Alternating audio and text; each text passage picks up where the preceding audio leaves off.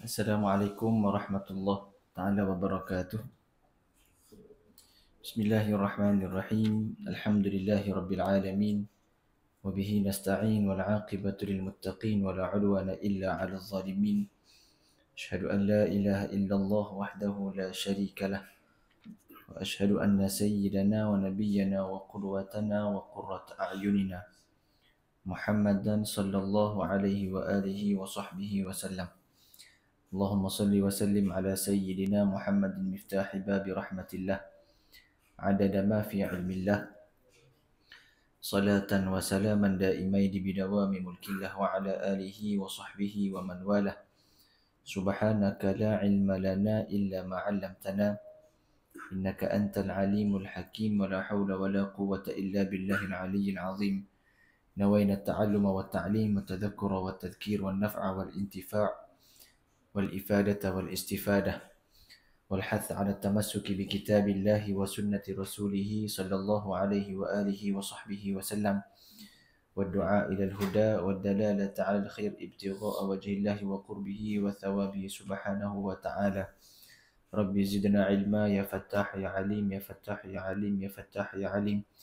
افتح علينا فتوح العارفين وارزقنا فهم النبيين صلى الله على سيدنا محمد وعلى آله وصحبه وسلم والحمد لله رب العالمين. أما بعد. Alhamdulillah thumma alhamdulillah. Tidak putus untuk kita rafa'kan syukur kita pada Allah Subhanahu wa taala yang senantiasa memberikan kenikmatan kepada kita, memberikan kurniaan, memberikan keizinan. Allah memilih dan memberikan peluang kepada kita pada malam ini untuk berada dalam kebaikan, untuk berada dalam ketaatan pada Allah Subhanahu wa taala, yang moga-moga Allah taala jadikan setiap amal ibadat yang kita lakukan ini diterima dengan sebaiknya, diterima dengan sesempurnanya. Dan moga-moga kita mengharapkan agar setiap amal ibadat yang kita lakukan ini menjadi asbab untuk diletakkan kita ini di tempat yang tinggi di sisi Allah Subhanahu wa taala. Asbab untuk Allah taala jadikan kita ini orang yang bermanfaat, penyambung risalah baginda Nabi sallallahu alaihi wasallam. Asbab untuk Allah taala letakkan kita ini orang yang paling dekat di sisi kekasihnya Allah baginda Nabi Muhammad sallallahu alaihi wasallam. Dan moga-moga kita mohon pada Allah taala dengan asbab kita hadir dalam majlis ilmu ini, Allah Ta'ala jadikan kita ini orang yang senantiasa istiqamah dalam ketaatan, istiqamah dalam melaksanakan titah perintah Allah Ta'ala berpanjangan sehingga ke penghujung nyawa kita, dan kita berjalan di atas landasan yang diridai oleh Allah, diridai oleh baginda Nabi sallallahu alaihi wasallam. Amin ya rabbal alamin. Alhamdulillah, insya-Allah kita menyambung kembali pengajian kita dalam mendengar ataupun memahami nasihat-nasihat yang dilontarkan oleh Al-Imam Abdullah bin Alawi Al-Haddad rahimahullahu taala dalam kitabnya Nasaihud Diniyah wal Wasaya Al-Imaniyah, nasihat-nasihat agama dan wasiat iman. Radhiyallahu taala anhu ila anqal. Kita berhenti pada muka surat 96 membicarakan tentang ilmu, tentang pentingnya belajar ilmu agama Allah Subhanahu wa taala. Dalam undang ni tajuknya si jahil yang cuai dan si alim yang malas. Ini diletak sebagai perumpamaan pada mereka orang-orang yang tergolong dalam golongan yang jahil. Dalam jahil cuai pula. Ada pun dalam golongan orang yang alim. Di sini orang alim ni bukan kita kata siapa tahap alim tu siapa tahap jadi mufti, taklah. Alim maknanya orang yang tahu. Boleh jadi orang yang tahu saja, tapi dia malah beramal dengan apa yang dia tahu. Jahil cuai, dia celaka sekali je. Tapi kalau alim malah, dia celaka 1000 kali. Sebab dia tinggal benda tu sebab dia tahu. Dia buat sebab dia tahu. Dia tahu tu dosa tapi dia buat juga. Beza dengan orang jahil. Orang jahil dia buat sebab dia dah tahu. Dia celaka juga. Celaka sebab tak belajar. Siapa suruh tak belajar. Tapi kalau orang alim, buat dosa, bermakna dia ni celaka 1000 kali daripada orang jahil. Maka hati-hatilah jugalah. Alim di sini bukan kata ustaz saja, ada. Alim kita orang tahu. Alim maknanya orang yang mengetahui. Ada. Baik. Sini dibuat perumpamaan seorang jahil yang cuai dalam menuntut ilmu yang wajib itu. Laksana seorang hamba abdi ni, seorang hamba abdi yang dikirimi surat oleh tuannya yang menyuruhnya melakukan beberapa perkara dan melarangnya dari beberapa perkara. Bapa ia letak hamba, ia letak pekerja. Sebab pekerja boleh jadi kalau dia dak buat satu benda, dia dak ikut, boh dia potong gaji je. Dak wi ganjaran je. Tapi kalau tuan kepada hamba, maknanya dia layak untuk seksa. Dia boleh seksa hamba tu. Sebab hamba tu dia minta. Dia nak minta benda pun. Dia dak buat. Tuan dia dak buat benda. Atas tuan dia belaka. Maka dia letak sini hamba. Hamba yang dikirimi surat. Beri surat oleh tuan dia. Tuan dia beri surat. Suruh melakukan beberapa perkara dan melarang beberapa perkara. Dalam isi surat tu, dia tulis, kamu boleh buat benda ni, boleh buat sekian-sekian, tak boleh buat sekian-sekian. Malangnya, sang hamba itu tidak melihat isi surat. Tak baca pun. Kerana dia tidak mengerti apa yang terkandung di dalamnya. Padahal ia boleh mempelajarinya dan bertanya kepada orang lain. Isi surat tu ada dah. Ia tulis dah. Benda yang boleh buat, benda yang tak boleh buat. Tapi si fulan ni, si hamba ni, dia bukan kata tak mau baca, tak erti baca. Bila tak erti baca, sepatutnya dia kena belajar untuk tahu aturan yang diperintahkan oleh tuan dia. Tak tahu baca, ibarat cerita pergi beli je. Cerita pergi beli, hak ni baca, hak ni hak tak nampak lah. Saya tak nampak kata hak ni dah baca tumfuk tai unta tu. Akhirnya belajarlah juga jawi. Belajar baca jawi, alih di atas tu. Ni huruf dia, huruf jing pakai tocang macam. Ada belaka. Jadi kena belajar untuk pandai baca. Jadi hak ni tak pandai baca dan dia pun tak belajar untuk membacanya. Dan tak ada nak tanya pula orang lain kepada orang yang tahu. Demikian pula lah dengan perumpamaan seorang alim yang tidak beramal dengan ilmunya. Tadi orang jahil malah belajar. Orang jahil cuai daripada untuk belajar ilmu agama. Cuai dari belajar agama. Ni orang alim tapi malah. Tak beramal dengan ilmu yang dia belajar. Laksana siapa dia? Seorang hamba yang melihat isi surat tuannya. Hamba juga. Dia tengok dah isi tuan tu. Dia tahu dah tuan kata buat benda ni, jangan buat benda ni. Serta mengetahui apa yang terkandung dalam surat tu. Ia reti baca, ia faham. Akan tetapi ia enggan mematuhi segala suruhan yang terkandung di dalamnya serta menjauhi segala larangan. Dia reti bahasa. Baca reti, tapi tak boleh ikut. Cubalah renungkan kata Imam Haddad. Wahai saudara-saudara kita lah, orang baca ni. Moga-moga Allah merahmati anda. Amin. Adakah cuai yang lebih dahsyat dari kecuaian dua orang hamba ni terhadap perintah tuan ni? Ada dah kecuaian paling teruk sekali nak dibandingkan kecuaian hamba terhadap tuan ni. Dapatkah mereka membuat alasan untuk mengemukakan keuzuran kepada tuan mereka? Bukankah mereka itu patut menerima seksa dan balasan? Bukan kata potong gaji, layak untuk diseksa, layak untuk terima balasan. Sebab ia hamba. Bukan pekerja.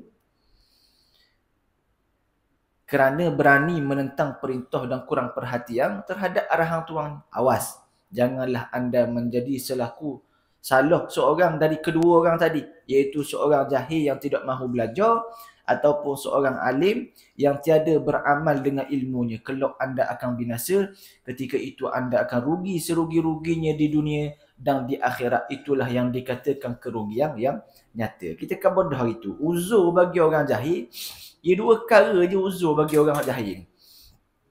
Kita ni boleh kata tak jahil benda-benda yang sepatutnya Allah. Sepatutnya kita tahu. Wajib kita tahu sepatutnya. Jadi kita tak boleh dah kata kita ni jahil. Rupanya selama ni semayang kita kata, aku dah ambil air semayang pun. Semayang berpuluh tahun dah ambil air semayang. Tak boleh kata kita tak tahu benda tu.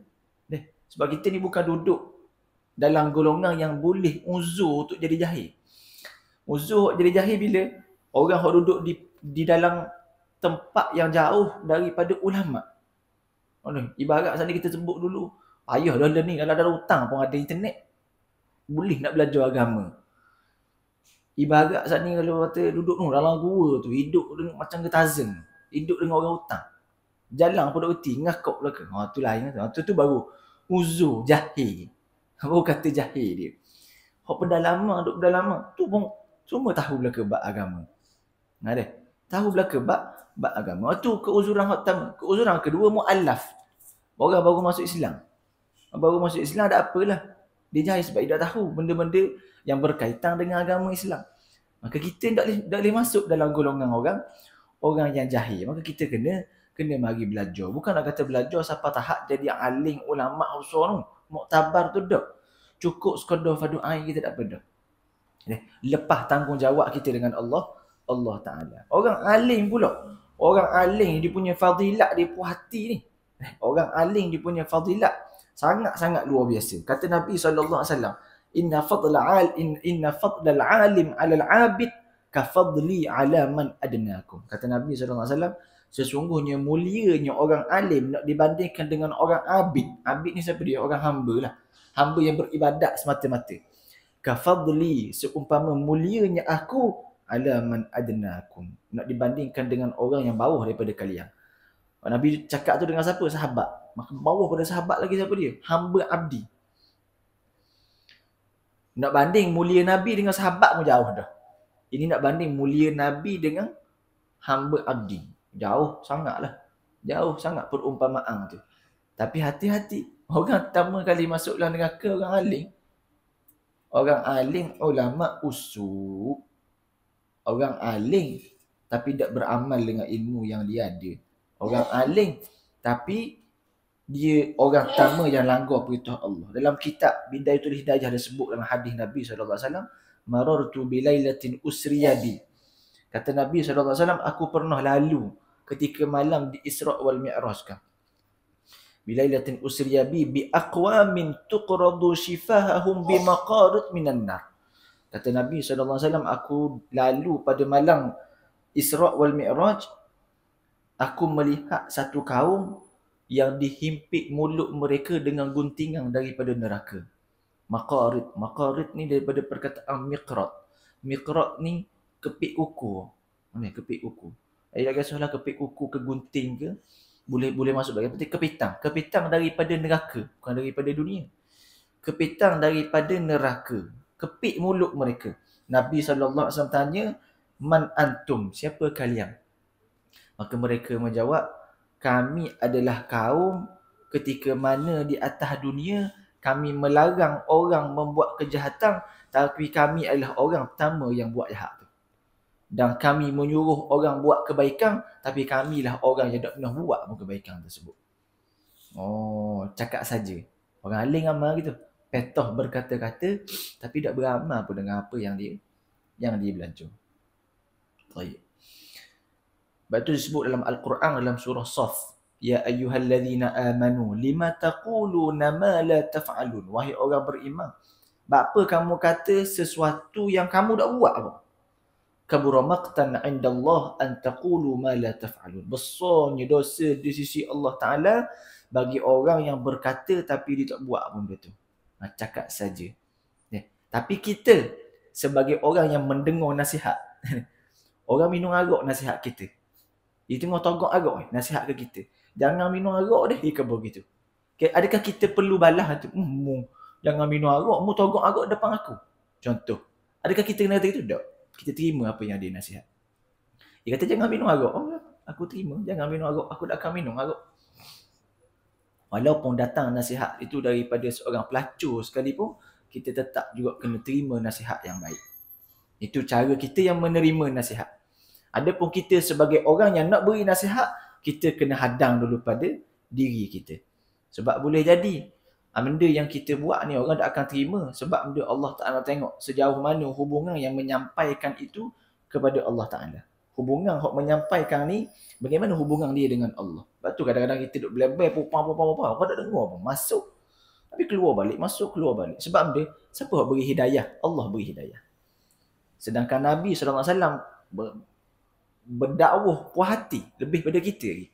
Lebih pada bercakap kita cakap lagi. Nabi punya berdakwah dengan akhlak dia, dengan percakapannya, dengan perbuatannya dan sebagainya. Tapi ada juga orang tak terima. Sebab Allah sebut dah, innaka la tahdi man ahbabta. Sesungguhnya engkau yang Muhammad tak boleh beri hidayah pada orang yang mu sayang. Walakin Allah yahdi man yasha. Tapi Allah sahajalah yang akan beri hidayah pada siapa yang dia nak. Maka tugas kita sebagai pendakwah hanya menyampaikan saja. Dan kita kena doa supaya apa yang disampaikan ini memberikan manfaat pada orang lain. Maka begitu juga Allah Ta'ala akan menilai. Guana aku nak uwi orang terima ni, tengok dulu pendakwah tu bagaimana hubungan dia dengan Allah. Hubungan dia comel dengan Allah, mungkin aku beri lebih sikit supaya orang boleh dengar. Itu. Maka jangan pernah menunding jari pada orang lain. Aku ni duk berlebar bukan main. Kita ni sedap ni. Waktu dakwah ni. Aku duduk berlebar macam cakap banyak dah kata mu tak dengar kata. Tak dengar kata. Sebelum tunding jari pada orang, ditunding jari dulu pada diri kita. Kurang dah aku ni, siapa tahap aku menyampaikan nasihat pada orang tak dengar. Kurang daripada aku. Cek pada diri kita. Jadi orang aling ni penting. Orang aling ni, maksudnya orang yang tahulah. Yang tahu ni jangan sampai tinggalkan amalan dia. Sebab orang aling makin tambah dia punya amal ibadat. Lepas tu disebut dalam Al-Quran, innama yakhshallah min ibadihi ulama. Sesungguhnya orang yang takut pada Allah adalah orang yang berilmu. Maknanya ulama ni, makin dia takut pada Allah, itulah ulama. Orang ni makin dia takut dengan Allah, itu orang alim. Tapi kalau lah dia ni nampak kata ulama, tapi tak takut ke Tuhan. Tak takut ke Tuhan, tinggal semayangnya, dia kurang ibadat, cakap ikut dan perbuatan tak melambangkan orang yang agamawan dan sebagainya. Maka ni bukan ulama, ni orang bermaklumat sahaja. Cek GPT berjudik pada dia. Google bijak pada dia lagi. Tapi Google betul dia. Google tak memayang. Google tak ada akhlak. Mana gitu. Baik. Ada pun memperluas diri dalam ilmu-ilmu agama yang berguna dan menambah pengetahuan lebih dari kadar yang perlu, maka itu adalah sebaik-baik jalan untuk menuju kepada Allah Ta'ala dan seutama-utama amalan di sisinya. Nak lebih belajar ilmu agama ni, nak kata siapa lebih daripada fardu ain tu sunat. Sunat untuk belajar. Ada pun nak siapa tahap jadi ke mufti, sekadar fardu kifayah. Cukup dah ada dah seorang mufti kita ni, dah perlu dah kita nak, maknanya tanggungjawab kita lesah. Tapi nak belajar boleh ke tak? Boleh, tak ada masalah. Yang penting belajar sekadar kita lepas fardu ain kita.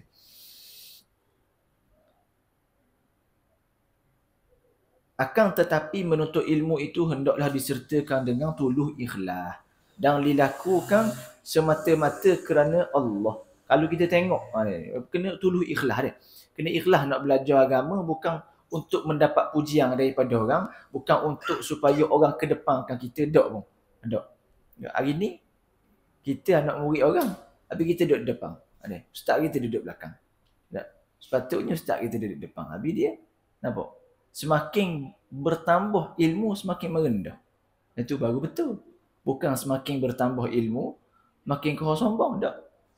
Hari ni kita belajar teori, tapi guru kita dah praktik dah. Dia praktik dah dengan kita. Dia tunjuk pada kita bagaimana adab orang yang nak menuntut ilmu agama Allah Ta'ala. Semakin berat padi, makin lebat pohon padi tu, ke makin cacang naik? Tak. Makin kau turun kan. Kau berisi, kau turun. Kau rendah, kau rendah. Jadi nak belajar ilmu agama, kena dengan tuluh ikhlas. Itu sebut hari tu, ikhlas ni nombor 1. Nilainya 1, ikhlas ni. Ngaji kita kosong. Semayang kita kosong. Sedekah kita kosong. Ibadat-ibadat lain semua kosong belaka nilai dia. Tapi, 1 itu adalah ikhlas. Bila kosong, ada ikhlas depan, maka nilai. Paling bernilai jadinya. Nilailah amalan kita tu. Tapi kalau kosong, tak ada 1, tak ada ikhlas kosong. Walaupun kosong, ada benda satu duduk depan. Mana jadi bernilai kosong-kosong tadi tu hanya dengan meletakkan satu, iaitu ikhlas depan. Sebab itu kalau baca dalam perjalanan Al-Imam Al-Ghazali rahimahullah ta'ala nak karang kitab Ihya Ulumuddin tu, mari pertama kali Imam Ghazali ni diminta oleh seorang raja Nizamul Malik nak minta supaya ngajar di madrasah dia. Imam Ghazali masa tu muda lagi. Dah umur dalam 30-an lebih. Tapi dah jadi maha guru. Bukan kata guru saja. Dah maha guru. Maknanya tuan guru besar. Umur 30 lebih lah, muda. Dalam keadaan yang muda, orang sanjung dia ni. Bukan kata hok kawang dia, hok lawang dia pun sanjung tu. Betul nama dia Hujjatul Islam. Hujjah dalam Islam ni. Hujjatul Islam Al-Imam Al-Ghazali. Abdul Hamid Al-Imam Al-Ghazali. Dia jadi maha guru masa umur muda. Sehingga orang utamakan dia lebih pada pembesar-pembesar. Sampai satu tahap Imam Ghazali berasa tak sedap hati. Ni Imam Ghazali. Dia kata, "Ai dak jadi gini orang duk sanjung-sanjung aku, dia kata aku nak berhenti daripada ni. Tak mahu ngajar, tak mahu dipuji, tak mahu orang sanjung semua. Dia berhenti. Dia berhenti ngajar sehinggalah bertahun dia bersembunyi, dia uzlah. Sampailah habis dah tempoh pemerintahan Nizamul Malik sampai ke anak dia pula, Fakhrul Malik pula. Fakhrul Malik mari minta pula Imam Ghazali supaya ajar balik di madrasah dia. Imam Ghazali kata, aku duduk gini, tak manfaat juga ilmu aku, jadi aku ngajar balik. Ngajar pula Imam Ghazali. Lepas ngajar berlaku pembunuhan oleh Fakhrul Malik tu, ada kekacauan berlaku. Imam Ghazali patah balik ke kampung dia. Start pada itulah dia karang semula kitab Ihya Ulumuddin. Baca kitab Ihya Ulumuddin, semuanya berkaitan dengan zaman kita sekarang. Semua kait dengan kita. Kalau baca tu step pula kena dalam kepala. Waktu ia pecah-pecah pula kitab Ihya Ulumuddin, waktu Bidayatul Hidayah, waktu Minhajul Abidin. Semua karang-karangan Al-Imam Al-Ghazali berkaitan dengan zaman kita. Pada hari duduk zaman tu. Dia kata benda tu ada dah. Zaman ni lagi ada. Dia gitu. Maka nak tunjuk betapa ikhlasnya Al-Imam Al-Ghazali. Akan ada perasaan tersebut. Imam Ghazali ada perasaan tu. Dia kata, dah jadi gini kata. Dah ikhlas aku ni ngajar ni rupanya. Sampai tahap tu. Dan dilakukan semata-mata kerana Allah. Sudah itu, hendaklah ia mengerah dirinya untuk beramal dengan ilmu yang dituntutnya serta mengajarkannya pula kepada orang lain dengan tujuan menempa keridaan Allah Ta'ala dan mendapat balasannya di hari akhirat. Lepas pada kita belajar, jadikan ilmu yang kita ada ini bermanfaat. Orang boleh ambil, orang boleh pakai. Sebab tu kita kalau ada anak-anak kecil-kecil, biarlah baca Fatihah tu kita ngajar dia. Sebab dia akan pakai sampai mati. Jadi kalau dia baca Fatihah disebabkan kita yang ajar, walaupun kita mati, ilmu tu bersambung semua. Anak semayang lah. Kecuali dapat anak duduk semayang. Anak semayang, dia akan baca Fatihah. Sebab dia, aku baca Fatihah ni, pandai kat mana? Ayah aku ajar. Ayah mati dah. Tapi, pahala bersambung semua. Nabi sebut dia, 3 perkara akan bersambung semua. Dia punya pahala dia. Pertama, ilmu al-ilm yuntafa'u bih. Ilmu yang bermanfaat. Kedua, sedekah jariah. Yang ketiga, doa waladun soleh. Anak yang soleh tu bersambung semua. Walaupun mati dah, tapi bersambung semua. Jadi biarlah hidup kita ni bermanfaat. Bermanfaat dengan benda nasihat-nasihat kita. Dan nanti kata nasihat-nasihat yang kata siapa? Okey. Nasihat-nasihat benda yang besar-besar sangat. Tak pun. Sekadar kita bawa orang kepada Allah Ta'ala, bawa orang kepada Nabi Muhammad SAW. Cukup dah. Hak tu je kita punya nasihat kita. Biarlah apa yang kita belajar ini memberikan manfaat dan manfaat itu bersambung semua. Jadi kita ni pun hanya sekadar menyampaikan apa yang kita ada. Biarlah kalau kita mati sekalipun, orang ingat benda tu. Makna saat ni kalau kita ni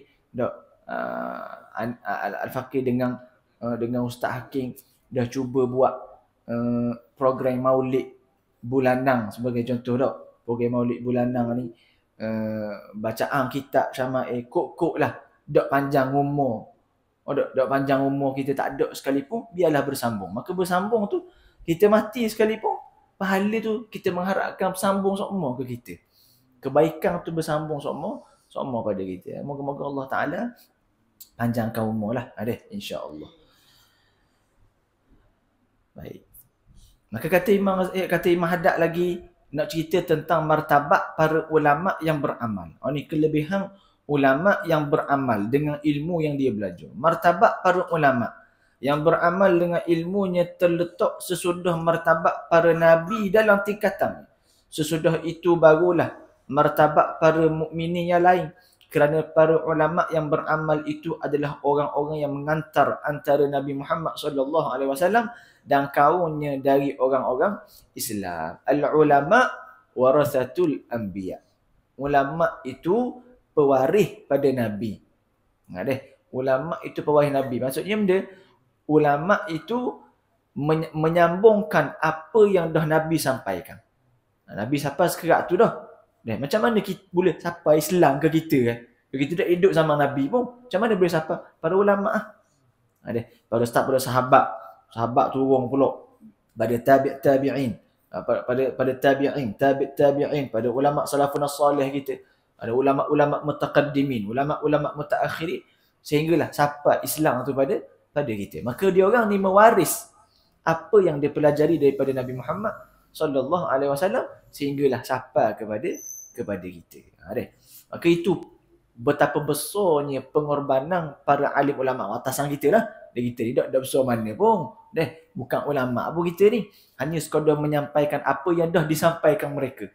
Nakal belaka kita ada lebih daripada kepala otak kita pun. Semua daripada kitab, semua daripada kata-kata para alim ulama belaka.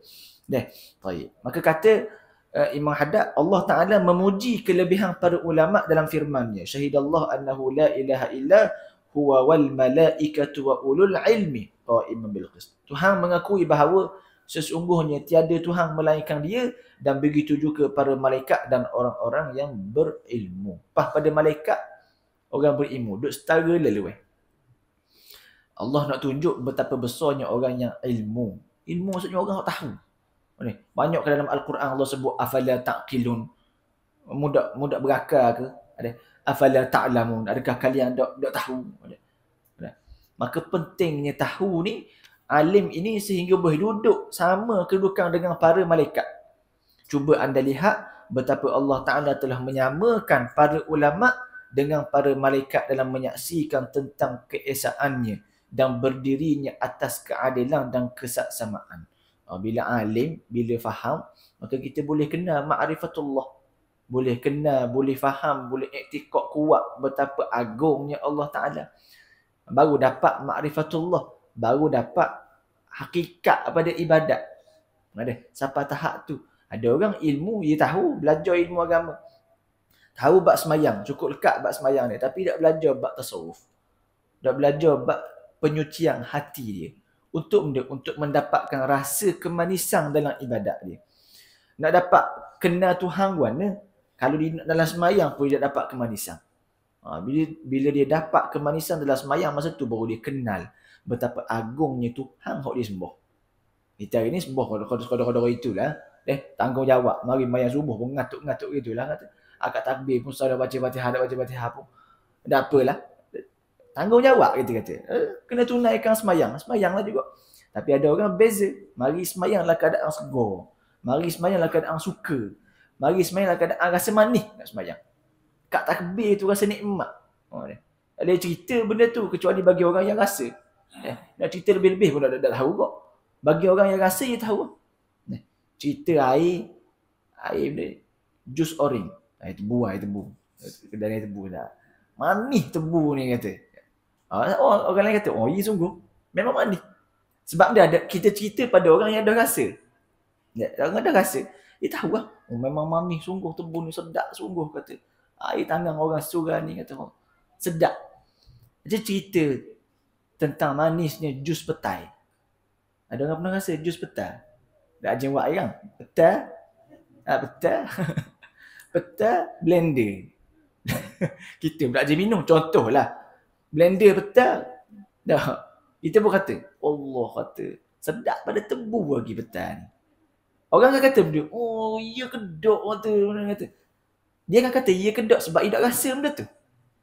Sama juga orang yang boleh kata, orang yang boleh semayang sehingga beribu rakaat, orang yang boleh baca Quran tak ketek, tak lari daripada tempat duduk dia baca Quran. Kita kata Allah, dia kedok boleh khatam Quran sampai sehari kata. Aku ni baca Quran semuka tengok 40 kali ya. Sebab kita tak dapat rasa kemanisan tersebut. Orang tu dapat. Orang tu rasa benda tu. Sekali dia baca nak tambah lagi, nak tambah lagi.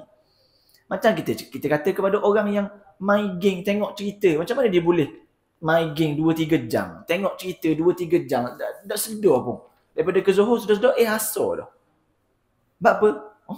Dia rasa kita sebut asyik yang ada. Asyik sungguh kita tengok cerita tu. Sama dengan orang-orang yang dapat kemanisan dalam sembahyang, dapat kemanisan dalam bacaan Al-Quran. Sebab asyik dah. Khayali dah.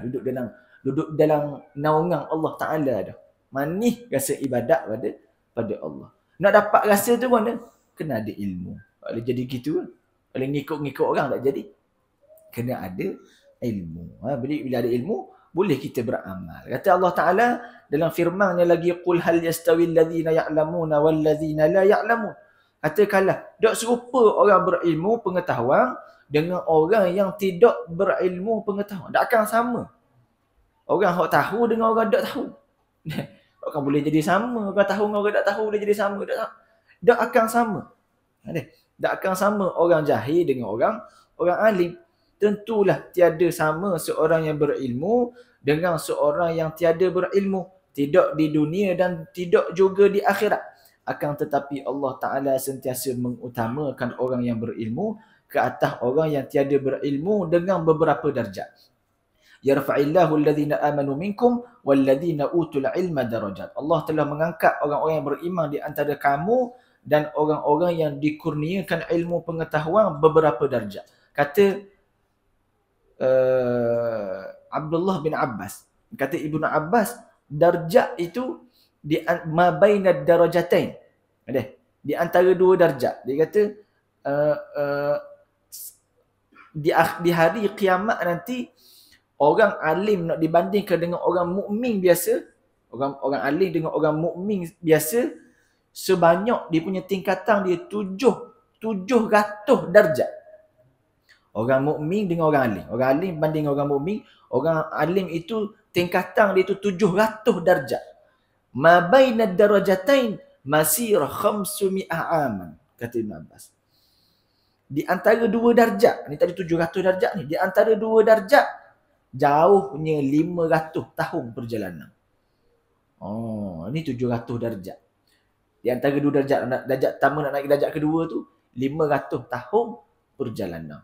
Betapa agungnya Allah Ta'ala tinggikan orang yang berilmu. Tapi sweet sikit je. Boleh jadi orang alim ni orang paling rendah sekali. Bila mana orang alim, dia tak beramal dengan ilmu yang dia tahu. Dia tahu ni dosa, dia buat juga. Nak banding dengan orang jahil, dia buat sebab dia tahu. Orang jahil dia buat sebab dia tak tahu. Celaka sebab dia tak belajar. Tapi orang alim, buat benda yang dia dah tahu. Dilarang oleh Allah Ta'ala tapi dia buat juga 1000 kali celaka. Dialah orang yang paling utama untuk masuk dalam neraka Allah Subhanahu wa Ta'ala. Yakni Allah Ta'ala telah menambah darjat orang-orang yang berilmu pengetahuan ke atas orang-orang yang beriman. Ini orang mukmin. Bersabda Rasulullah sallallahu alaihi wasallam, al-ulama warathatul anbiya. Kita baca tadi. Innal anbiya lam yuwarrithu dinaran wala dirhaman wa innama warrathul ilma. Ulama itu dia pewaris pada tugas Nabi Muhammad sallallahu alaihi wasallam.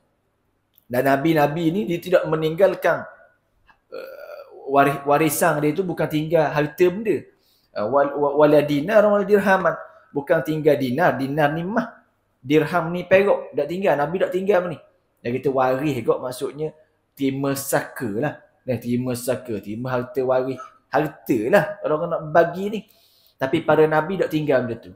Wa innama warrasul ilma. Dia orang tinggalkan ilmu yang lebih berharga lagi. daripada dinar wala dirham. Tengok para ulama kita dulu bagaimana nak dapat hadis Nabi SAW rela berjalan daripada Mesir ke Basrah. Daripada Mesir ke Iraq. Rela berjalan, bukan naik kapal terbang. Jalan kaki. Ada hok jalan kaki, ada hok naik unta, hok jalan kaki, bukan naik kapal terbang macam kita. Maka kata mudah dah kita dah. Mudah dah kita nak mari belajar ilmu agama, tinggal mari surah, tinggal mari sejik je. Ustaz-ustaz pun orang taklah kedah. Orang taklah kedah. Jadi marilah untuk belajar ilmu agama. Sabda Nabi SAW, la hasada illa fitnatain. La hasada illa fitnatain. Tidak ada hasad melainkan dua perkara. Ni kita ajar segi. Hasad ni tak boleh. Hasad ni tak boleh. Hasad tak boleh. Dia ada dua ni. Hak sini ni dia bukan hasad dipanggil. Dipanggil ribtah. Ribtah. Dia ada dua benda. Ada dua benda. Hasad dengan ribtah. Bahasa Melayu kita letak deki belaka. Tak tahu ada bahasa lain. Nanti kita terang ni, kok ada benda lain kat bawah, kita tak tahu. Kita kata deki belaka dua-dua ni. Cemburu. Cemburu boleh kata ghirah sebenarnya di bahasa Arab dia. Ghirah. Ghirah cemburu dia hasad.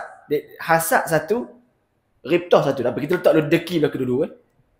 Ribtah ni bagaimana? Ribtah ni deki kita ni, tapi kita nak sehingga dapat seumpama dia. Contoh, Allah sedap tengok kata dia ni kerja sama dengan kita. Contoh, kerja sama kita. Tapi nak dapat kereta baru dah. Aku dia tak dapat kereta baru. Contoh, tak boleh beli kereta baru. Dia kata aku nak usaha sungguh kata. Nak usaha lagi lepas ni supaya boleh dapat macam dia juga. Ini dipanggil ribtah, tak ada masalah.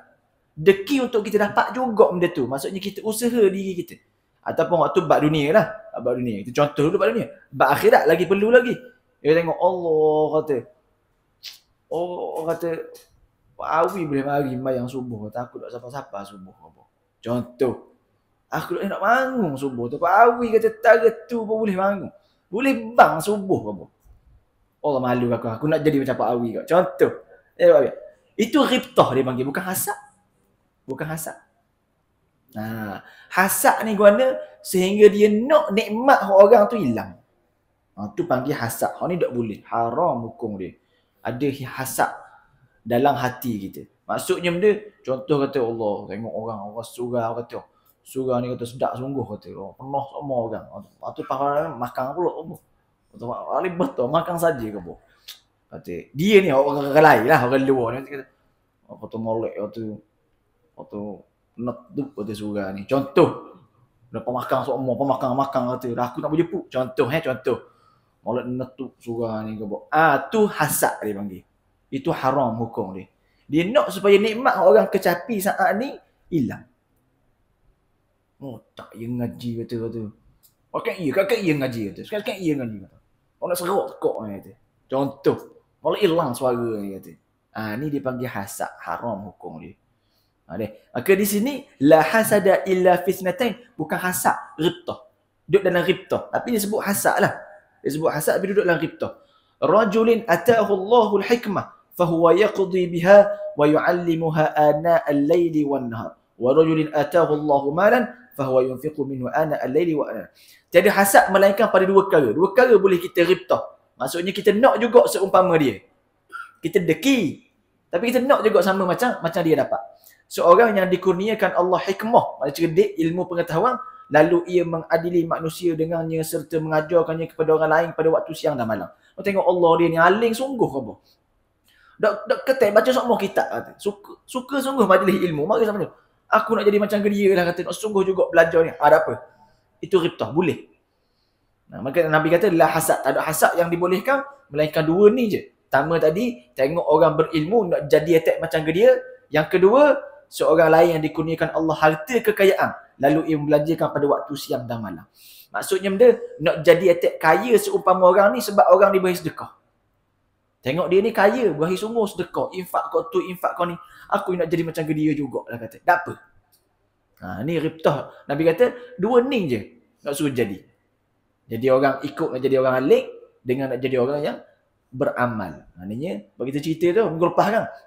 Minggu lepas, dua-dua anak tu masuk syurga, dibuka pintu, dibuka hijab oleh penggali kubur ni, nampak benda tamang syurga. Dua orang ni je. Dia pertama anak dia mati sebab mati tengah menuntut ilmu. Yang kedua, abang dia mati sebab benda, sebab menginfakkan harta untuk adik dia menuntut ilmu. Dua-dua Allah Ta'ala buka hijab pada penggali kubur, nampak tamang syurga belaka. Besarnya ganjaran orang yang belajar ilmu agama dengan orang yang menginfakkan harta dia ke jalan Allah Ta'ala. Tak ada orang boleh lawan infak paling besar sekali nak dibanding dengan Sayyidina Abu Bakar As-Siddiq. Sayyidina Abu Bakar As-Siddiq, Sayyidina Umar kata, nak bangga dah. Dia pergi jumpa Rasulullah. Ya Rasulullah, aku beri separuh harta aku untuk jalan Allah. Banyak ni separuh harta. Separuh harta Rasulullah. Dah kalian lah. Separuh harta aku beri untuk jalan Allah Ta'ala. Fi sabilillah. Aku ni orang hebat dah ke Rasulullah. Banyak dah ke aku. Kata Nabi SAW, untuk lawang lagi Sayyidina Abu Bakar. Sayyidina Abu Bakar sedekah belaka kata dia. Dengan anak-anak je beri ke aku. Ada benda Sayyidina Abu Bakar suruh belaka. Habis kita, Nabi dah ajar gitulah. Nabi dah ajar. Kita nak infak belaka, siapa jadi seking kita. Imam kita tak kuat macam imam Sayyidina Abu Bakar As-Siddiq.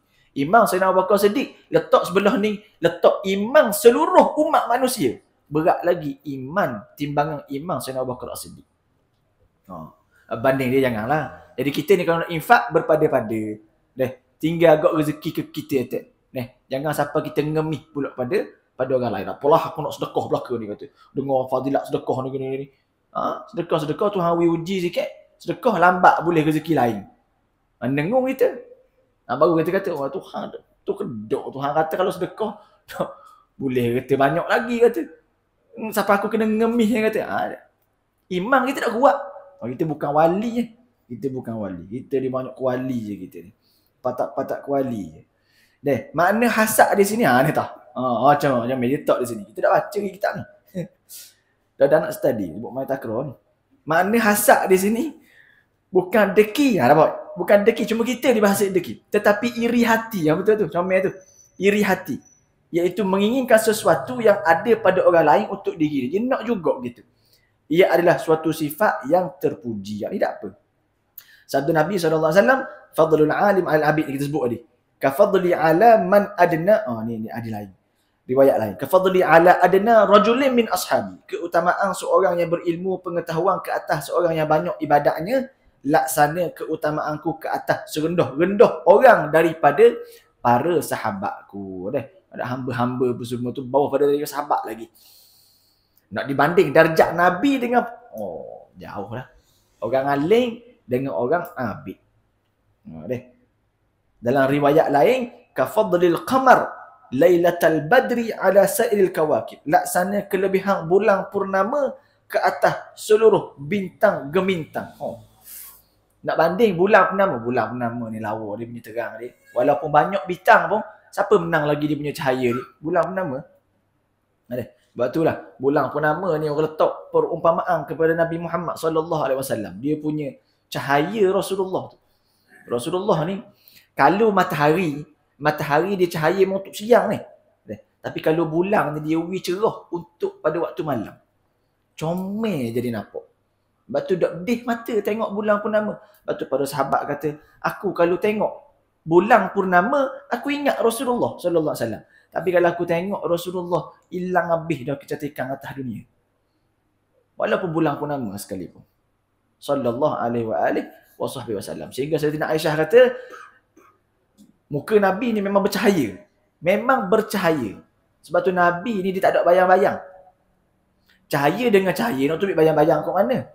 Tak ada bayang-bayang. So kata Sayyidatina Aisyah, aku pernah tengah duduk jahit, jatuh ibrah, jatuh jarum atas latar. Teraba-raba aku nak cari jarum ni. Sehinggalah masuk Rasulullah SAW menerangi bilik aku.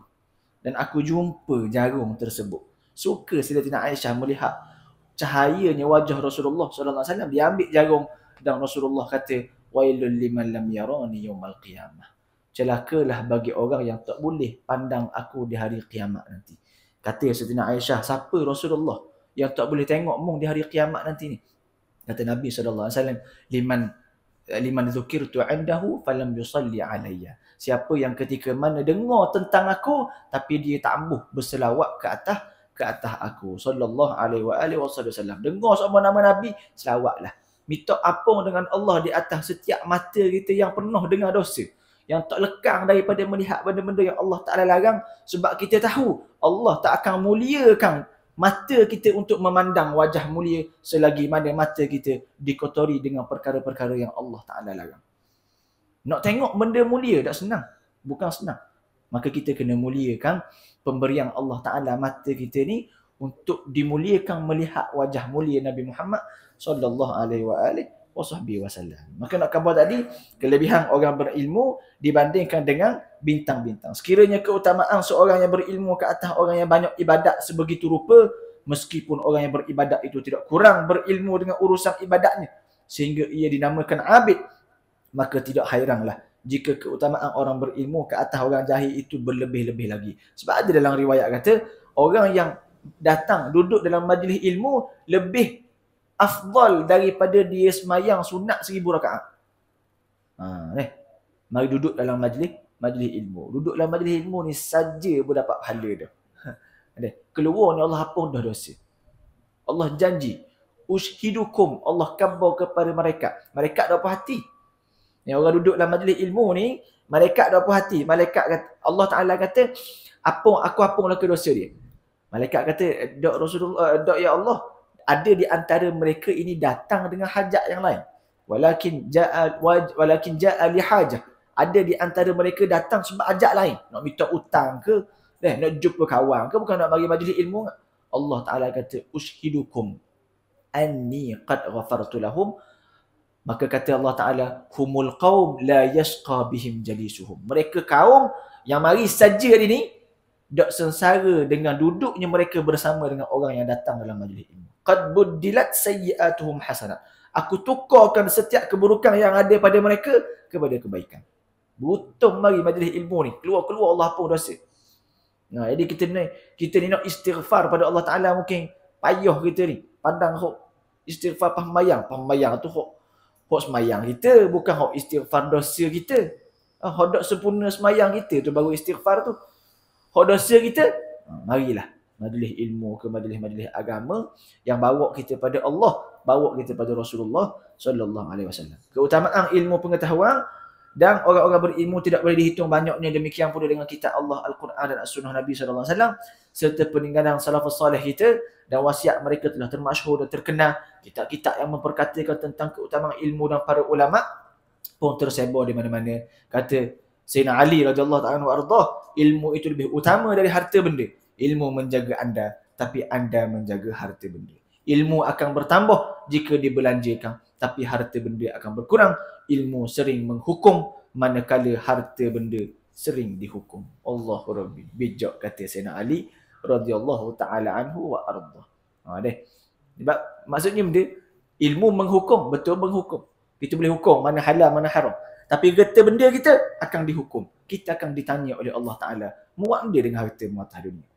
Tapi hebatnya ilmu agama Allah Subhanahu wa Ta'ala. Rajulun yadri wa yadri annahu yadri. Seorang lelaki yang tahu dan dia tahu bahawa dia tahu. Orang alim lah. Fahuwa alim, kata ulama, dan dia adalah orang alim. Fa'allimuhu. Fahuwa alim, bukan fa'allimuhu dah. Rajulun yadri wa yadri annahu yadri fahuwa alim. Dah ingat lah. Maknanya dia kata seorang lelaki yang tahu dan dia tahu bahawa dia ni tahu. Dia adalah orang alim, maka belajarlah dengan dia. Fata'allamuhu, maka belajar dengan dia. Belajar dengan dia. Rajulun yadri wala yadri annahu la yadri wala yadri annahu yadri. Seorang yang tahu, dia ni alim maksudnya, tapi dia tak tahu pun yang dia ni tahu. Dia tak tahu pun dia tahu. Fahuwa ghafil, dan dia adalah orang yang lalai. Fanabbihuhu, tegur dia. Rajulun la yadri wa yadri annahu la yadri. Seorang lelaki, dia tak tahu dan dia tahu bahawa dia tak tahu. ini orang jahil. Fa'allimuhu. Ini orang jahil. Sedar dirilah. Dia tak tahu. Dan dia tahu bahawa dia ni memang tak tahu. Sedar diri. Maka ajarlah dia. Hok ngelah, jangan ambil. Rajulun la yadri wa la yadri annahu la yadri. Dia tak tahu. Dia tak tahu pula yang dia ni tak tahu. Fahuwa kalau guru-guru kita sebut benda, fahuwa himarun farakibuhu. Maka dia ni keldai, tungganglah dia. Kalang ulama, fahuwa ahmaq. Ini orang bukan kata jahil, bodoh sombong. Bodoh sombong. Dia tak tahu. Dan dia tak tahu bahawa dia tak tahu. Dan dia buat tahu. Ni. Orang panggil ahmaq. Bodoh sombong lah. Cuma guru kita kalau sebut benda ni, dia kata fahuwa himarun. Orang Arab dia kalau himar ni kira berat sangat dah, keldai. Bukan keldai. Fahuwa himarun farakibuhu. Dia ni himar, tungganglah dia kata. Berat menanang. Maka biarlah kita jadi orang yang pertama tadi, orang yang alim, yang tahu dan tahu apa yang kita tahu. Wallahu a'lam. Allahumma ja'al hadha jam'an marhuma, tafarruqna min ba'di tafarruqan ma'suma, wa la taj'al lahum fina wa la ma'ana shaqiyan wa la maturan wa la mahruma bi rahmatika ya arhamar rahimin. Allahumma faqihna fid din wa 'allimna at-ta'wil siratal mustaqim siratal ladzina an'amta 'alaihim minal siddiqin wa syuhada'i was salihin wa hasuna ulaika rafiqa ya arhamar rahimin. Wa sallallahu alaihi wasallam Muhammad wa ala alihi wa sahbihi wasallam. Alhamdulillahi rabbil alamin. Assalamualaikum warahmatullahi taala wabarakatuh.